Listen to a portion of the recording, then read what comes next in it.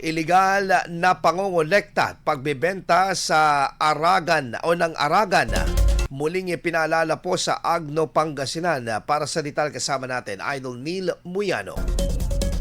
104.7 IFM Report. Mahigpit na ipinagbabawal ang pagbunot o pagkolekta ng aragan sa baybaying sakop ng Agno, gayon din ang pagbebenta at pagbiyahe nito ng walang rehistro sa Fish R at listahan ng lokal na pamahalaan upang maprotektan ang naturang yamang dagat.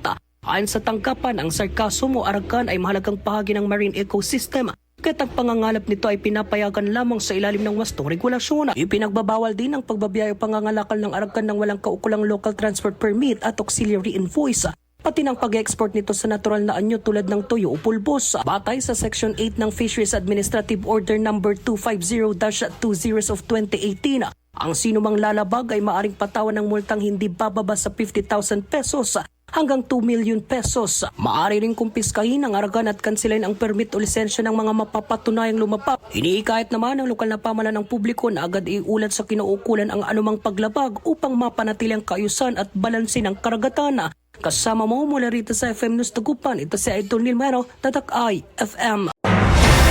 IFM News. IFM News. IFM News.